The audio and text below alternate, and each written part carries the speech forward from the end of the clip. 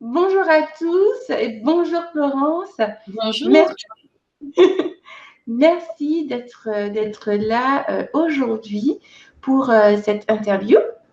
Alors, je pense qu'on va commencer par se présenter pour eh bien, les gens qui ne me connaîtraient pas et qui ne te connaîtraient pas, puisque eh bien, nous faisons cette interview non pas pour la garder pour nous-mêmes, hein, mais pour la diffuser, car je suis sûre qu'elle aidera beaucoup de personnes qui souhaitent améliorer leur anglais. Donc, je te propose de commencer donc, par te présenter. Ben, c'est parti, je te laisse te présenter. Ok, d'accord, merci. Bonjour Nathalie. Tout d'abord, merci de ta proposition de faire un interview. J'étais vraiment flattée, c'est très gentil de ta part. Et donc, bien moi, je suis Florence Ayvigan, surnommée Chaba, Teacher Chaba. Je suis formatrice en langue et spécifiquement en anglais. Je suis surtout connue pour mes vidéos YouTube. Je pense que c'est là surtout que tu m'as connue en fait. J'explique l'anglais, les points de grammaire ou autres de l'anglais en français, donc à une communauté francophone.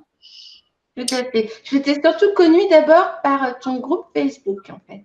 Par le groupe Facebook. Ah oui, c'est vrai que le groupe Facebook Apprendre l'anglais, il est très grand maintenant. On est pratiquement on a dépassé les 14 000, je crois, abonnés. Et ça tourne bien. Il y a de bons échanges, beaucoup de personnes, beaucoup de profs aussi donnent des contenus, partagent des contenus. Donc, c'est très sympa. Tout à fait. Très intéressant. Oui. Oui. Voilà, en gros. Donc, je fais ça depuis, officiellement, on va dire depuis 2015. J'ai été prof à l'étranger aussi, de français, d'anglais en tant que langue étrangère, toujours. Et puis, quand je suis revenue en 2014 en France, ben, je me suis mise à enseigner, à partager mes connaissances de la langue sur Internet. Voilà. D'accord. Bon, alors moi, oui, rapidement, nous sommes consoeurs. Hein. Moi, pour ma part, j'enseigne l'anglais depuis, depuis peu, ça fait 18 ans. Officiellement, là encore, parce qu'en fait, ça fait plus longtemps que j'enseigne, mais officiellement, ça fait 18 ans que j'enseigne l'anglais. C'est vraiment une passion pour moi. Je l'enseigne un peu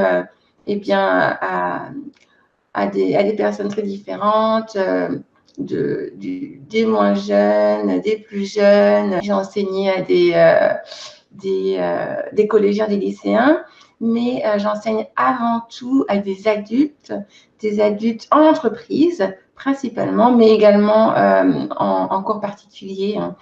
Donc voilà, je dispense des formations dans le cadre de la formation continue en entreprise, mais également aux particuliers. Tu fais surtout en fait du présentiel pour l'instant. Tout à fait. Tout à fait. Contrairement à toi, effectivement, moi, je fais surtout du présentiel. Oui, j'ai créé ma chaîne YouTube. Eh bien, alors, j'ai créé le blog il y a plusieurs mois maintenant, l'année dernière. Mais ma chaîne YouTube est effectivement toute jeune. Je l'ai créée en novembre. Oui, toute jeune. Je l'ai créée en novembre 2018. Donc voilà, donc je poste des vidéos seulement depuis novembre 2018. Oui. Non, mais tu en as déjà beaucoup, hein, déjà. J'ai vu, tu en as pas mal hein, de vidéos déjà.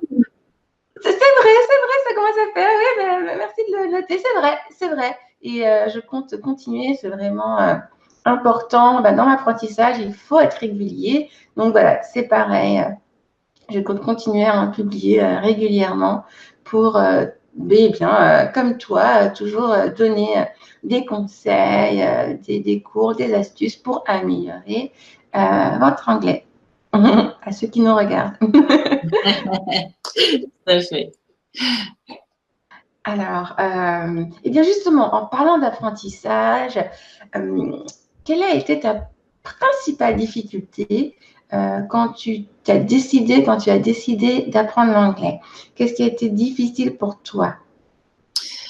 Alors, moi, en fait, au début, j'étais l'anglais à l'école, au lycée, j'avais des notes tout à fait raisonnables, je croyais que je savais. Mais l'éducation française n'est pas celle que, en tout cas au niveau des langues, hein, c'est plutôt de l'écrit, de la lecture, du vocabulaire mot à mot, tout ça.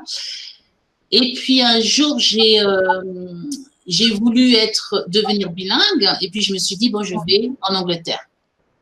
Comme ça, au moins, ça sera fait. Et en fait, j'y suis allée à reculons parce qu'à l'époque, j'avais vraiment un a priori très négatif sur les Anglais.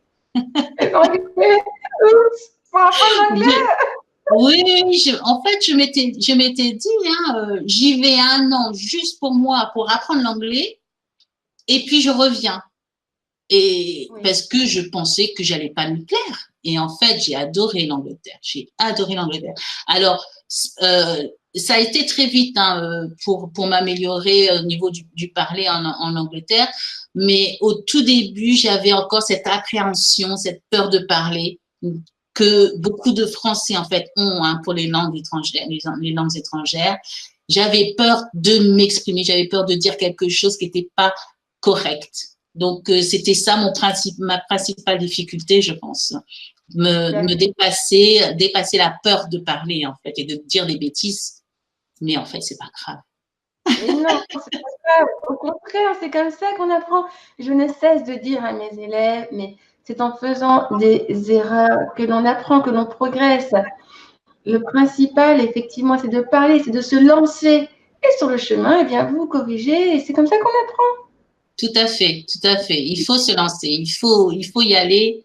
Les erreurs, ça fait partie de l'apprentissage. Donc, Tout à fait, tout à fait. Je suis vraiment là, totalement d'accord avec toi. D'accord. Et eh bien, par rapport à l'apprentissage, justement, quelles seraient des 3 astuces clés que tu pourrais donner? Les 3 conseils, les 3 astuces clés pour réussir à progresser en anglais. D'accord. Il n'y en a pas que 3, il y en a beaucoup. Mais je vais essayer de faire que 3.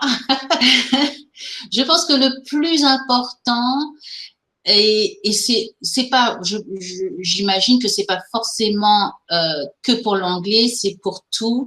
Il faut faire un petit peu, mais très régulièrement, c'est-à-dire vraiment tous les jours. Et moi, je dis 10-15 minutes, ça va très vite. Fait régulièrement, effectivement, c'est une astuce, je dirais, que je préconise. Travailler un peu son anglais, se baigner dedans, peut-être même pas forcément assis à écrire, à étudier, mais peut-être c'est une histoire de regarder une série télé en version originale, qui est souvent américaine, hein, faut le dire. Oui. Mettez pas une série française en anglais, hein. Ça marche pas. Ou alors écouter la radio, écouter des podcasts d'un sujet qu'on aime en anglais. Hein, prenez votre passion, que ce soit du sport ou peu importe ce que c'est, mais que ça soit en anglais, en version originale. Ça serait une astuce, donc un tout petit peu tous les jours, parce que ça sert vraiment à rien, à mon avis, de faire, par exemple, 2 heures d'anglais le week-end et puis rien après pendant toute la semaine, quoi. Je pense que c'est pas une bonne méthode, ça. Une autre astuce, ça serait d'essayer autant que possible de mettre de côtoyer l'anglais, c'est-à-dire au niveau, par exemple, votre téléphone portable. Vous avez un smartphone, un iPod, je ne sais plus comment on dit, un iPod. Un iPhone. Vous voyez que j'en ai pas. Hein. mettre le setting en fait en anglais, tout simplement. Parce que ça vous donnera des petits mots, ne serait-ce que quand vous envoyez des messages, des SMS, eh ben, ça sera écrit send au lieu de envoyer. C'est tout bête, c'est bête comme chou, comme on dit, mais c'est un mot de plus. Et on se fait au fur et à mesure à ça. Si vous pouvez aussi mettre l'ordinateur en anglais, ah, c'est royal. Royal. Donc ça serait la deuxième astuce. Et ma troisième astuce, ça serait en fait de se parler à haute voix. Quand vous étudiez, ne pas tout, que ce soit pas que du mental. C'est-à-dire, vous étudiez une phrase, dites-la et écoutez-la. En fait, les gens, quand ils étudient, j'ai l'impression qu'ils, même s'ils le disent à voix haute, ils vont pas forcément s'écouter. Mais il faut vraiment s'écouter. Et du coup, un exercice qui est possible aussi, c'est de s'enregistrer parler et de s'écouter après coup. Ça fait des miracles parce que les gens se rendent compte de comment ils parlent et se rendent compte s'ils se comprennent ou pas et du coup modifient leur façon de parler. Tout à fait. Donc voilà, 3 astuces. C'était un peu plus que 3, mais c'est pas grave. Merci pour ces 3 astuces. Effectivement, pour en revenir de manière par rapport à cette dernière astuce que tu as donnée, effectivement, je l'ai donnée pas plus tard qu'il y a 2 semaines à une personne qui m'avait connue via mon blog et qui me posait des questions, qui me demandait comment faire pour s'améliorer à l'oral. Et je lui ai donné cette astuce. Effectivement, c'est très, très efficace. Très efficace. Comme tu l'as très bien expliqué. Et pour se corriger, pour entendre comment on parle et pouvoir se corriger, c'est vraiment très efficace. Et pareil, pour en revenir sur le téléphone, oui, vous pouvez en anglais tout, en commençant par le téléphone et la tablette, tout. Effectivement, comme l'a très bien dit Florence, ça fait des petits mots de vocabulaire. Sans en rendre compte, vous les intégrez et vous les mémorisez. Donc, ça aide. Et la dernière, qui est en fait la première, donc tu as parlé de la régularité, être vraiment régulier, faire un peu d'anglais chaque jour. Même quelques minutes, tu as dit 10-15 minutes, c'est très très bien, quelques minutes et surtout par rapport à ce que l'on aime. J'ai un élève qui est retraité, Xavier, et effectivement, pour faire de l'anglais, pour lire de l'anglais, il s'est abonné à une revue. Il adore tout ce qui est nautique, les bateaux. Donc, il s'est pris un abonnement, voilà. Il a pris un abonnement. Il reçoit ses magazines en anglais, tout en anglais. Ah, c'est super. Et oui, par rapport à l'une de ses passions, le nautisme. Donc, oui, effectivement, 3 bonnes astuces. Merci beaucoup, Florence, pour ces astuces. Très, très efficaces. Alors, s'il vous plaît, mettez-les en application. Ah oui, c'est ça le coup. Mais pour la première, ou la deuxième, la troisième, je ne sais plus laquelle c'était, celle de penser, enfin, oui, en fait, c'est penser en anglais. On peut se faire des petits rappels, tout simplement, utiliser le téléphone portable et se mettre peut-être à telle heure. Allez, il faut que j'essaie de penser pendant que je fais la cuisine, par exemple, de me dire, au lieu de dire je fais la cuisine, je dis I'm cooking, tout simplement. Oui, c'est tout bête. Très bonne astuce. Ah oui, se mettre un petit rappel, une petite note. Très, très bonne astuce. Oui, c'est vrai. On est tellement pris on a tellement de choses à faire toute la journée et on peut ne pas, et on peut oublier, être pris dans ces choses et se mettre un petit rappel. Ding! Très, très bonne astuce. On pense en anglais. Super. Merci beaucoup pour ces astuces. Alors, effectivement, tu disais parler anglais pour penser en anglais. Je t'ai aussi connue pour tes compétences et ton expertise dans le développement personnel. Et j'aimerais que tu nous dises, j'aimerais connaître la place du développement personnel dans l'apprentissage d'une langue, et en l'occurrence en anglais. Parce que je pense que le développement personnel a une place importante et que ça peut aider, ça peut venir à bout de certains blocages. Donc, que peux-tu nous dire, voilà, sur la place du développement personnel dans l'apprentissage de l'anglais? Oui, c'est un très bon point en effet, parce que je pense que le développement personnel, c'est en fait devenir, avoir plus confiance en soi.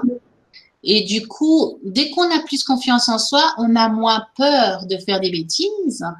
Et donc, on est plus à même de pouvoir parler. Hein, ça, on enlève cette peur de dire des phrases qui sont incorrectes en anglais.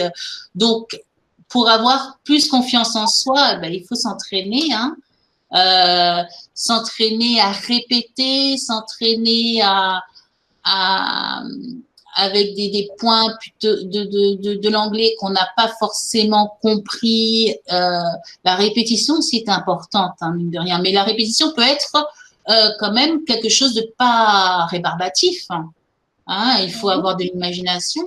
Et plus on va répéter après quelqu'un, par exemple, plus on arrivera à dépasser sa peur et à parler et à réutiliser peut-être la même formulation de la phrase de la personne ou quelque chose comme ça. Je vois, oui. La confiance en soi, oui, au niveau développement personnel, ben c'est ça, ça sera pour tout, mais effectivement, pour l'anglais, c'est très important. Il faut réussir à se débarrasser de ces peurs, de ces blocages qui n'ont vraiment pas lieu d'être. Donc, il faut travailler sur soi là-dessus. Hein. Tout à fait. Oui, oui, oui, vraiment. Merci pour ton éclairage. Effectivement, la confiance en soi, c'est la base de tout, j'ai envie de dire. Si on n'a pas confiance en soi, si on croit qu'on n'est pas capable de progresser en anglais, ben, c'est sûr que on ne progressera pas en anglais. Il faut avoir. Oui. Pardon, oui, il faut avoir confiance, il faut croire que c'est possible parce que c'est vraiment possible. Oui, hein? Tout à fait. C'est possible. C'est possible.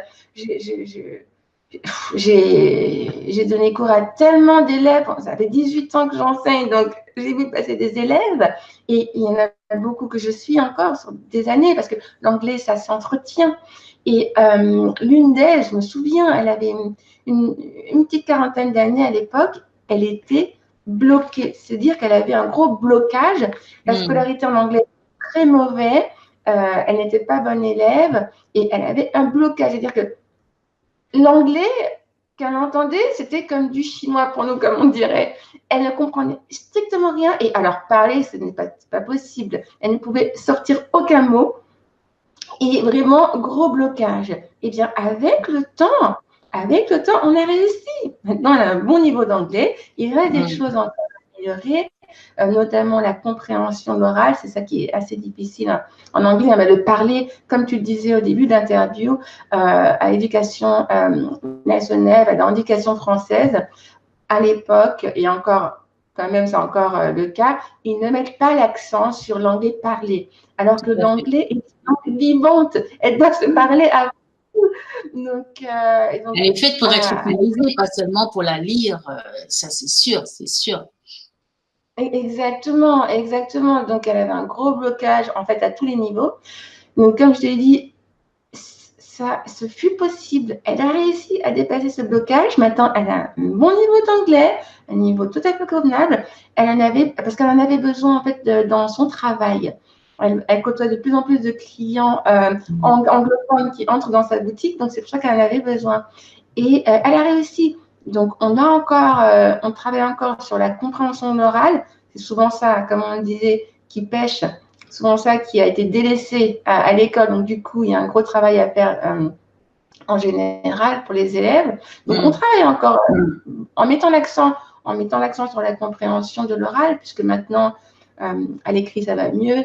Mais voilà, elle a réussi. Elle partait de zéro, vraiment, de zéro, et elle a réussi. Donc oui, tout est possible, c'est possible. Tout le monde peut progresser en anglais, ça c'est sûr. Ouais. Ça me fait penser à hier soir, en fait, en fait, hier soir, c'était vendredi, j'ai fait un direct c'est une pratique d'anglais, je donne des exercices, des phrases à faire, et puis les gens, c'est sur YouTube, et puis les gens sont là à répondre dans le chat. Et il y avait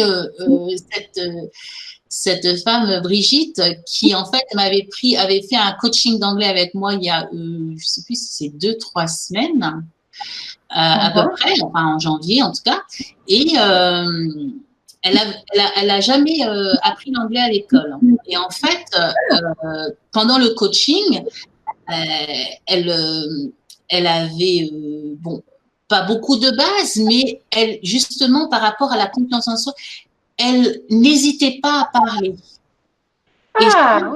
Et ça, c'est une force énorme parce que, bon, elle me mélangeait, d'accord, du français, de l'anglais, peu importe en fait. Et du coup, bon, je lui ai fait son coaching, je lui ai donné son rapport, qu'est-ce qu'elle devait travailler, tout ça. Et puis hier soir, mais elle m'a sorti des phrases magnifiques, vraiment, que je trouvais, je lui dis, mais dis donc, qu'est-ce que tu as bossé? Et c'est justement, je sais que c'est parce qu'elle n'avait pas du tout peur de parler qu'elle progresse aussi rapidement. C'est incroyable. Elle a eu pratiquement pas de cours. Mais juste en regardant des petites vidéos comme ça, en faisant du coaching pour savoir qu'est-ce qu'il fallait qu'elle apprenne. C'est ça que ça sert mes séances de coaching. Du coup, elle a déjà progressé énormément, quoi. Parce que elle a confiance en elle, elle sait qu'elle peut y arriver, et du coup, elle se lance, et très bientôt, elle va pouvoir parler, j'en suis certaine, très facilement, quoi. C'est super à voir. Franchement, je lui ai même dit, elle est toute contente. C'est quand on voit comme ça que, voilà, que les gens progressent. Et comme tu dis, elle a confiance en elle, et donc du coup, ça lui a permis, voilà, de progresser avec ton aide, avec le rapport, en sachant ce sur quoi il fallait accentuer les efforts, mais elle avait déjà cette confiance en elle qui lui permettait de, eh bien voilà, d'y aller. Ouais. Elle sait que c'est pas grave si des erreurs sont faites, que il faut s'enlever ça de la tête. L'éducation française là-dessus nous a toujours appris, ah, ne dites pas de bêtises. Non, non, non, il faut éliminer ça complètement. Bien, oui. Merci de le dire. N'ayons pas peur de faire des erreurs, c'est normal. Tout à fait, tout à fait. C'est comme ça qu'on apprend. C'est comme ça qu'on apprend. Ça fait partie du processus d'apprentissage. C'est tout à fait normal. C'est clair, c'est clair. Eh bien, Florence, l'interview touche à sa fin. Avec regret, c'est toujours un plaisir de parler avec toi. De même. Oui, mais voilà, on a fait le tour. Je pense qu'on a dit des choses essentielles. Eh bien, vous aidez, vous qui souhaitez améliorer votre anglais, et surtout, croyez en vous. C'est possible. C'est possible. Tu es d'accord, Florence? Tout le monde peut progresser. Tout à fait. On l'a tous fait. Beaucoup de gens étaient vraiment incapables. Moi, je me rappelle de mon premier mot en anglais. Je ne sais pas si toi, tu t'en rappelles. Tu t'en rappelles de ton premier mot en anglais? Non. Ah, moi, peut-être je vais raconter l'histoire alors. J'étais à la maison, devant la télé, dans le salon avec ma famille. J'avais, je sais pas, j'étais toute petite, peut-être 5-6 ans, quoi, et encore, peut-être moins, je sais pas.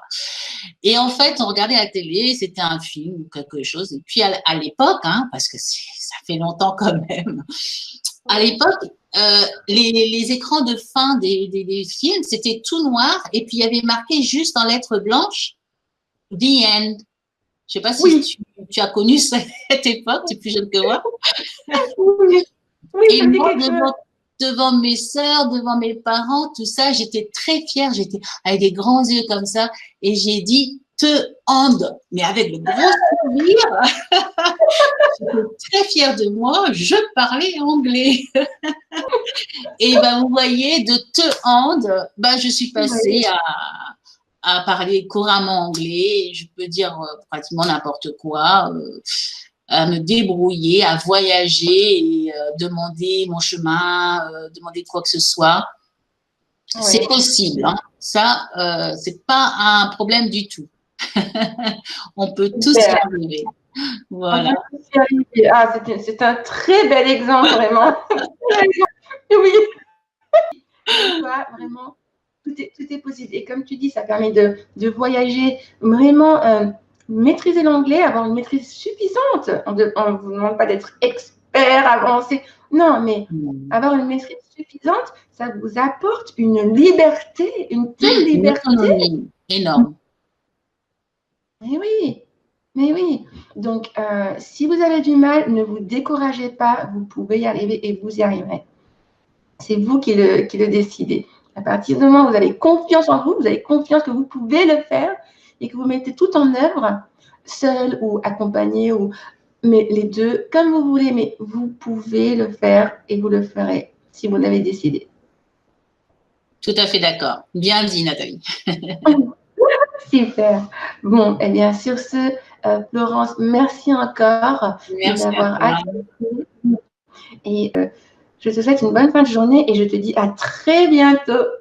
C'est sûr, on se revoit très bientôt. Bye bye. Bye bye, see you soon.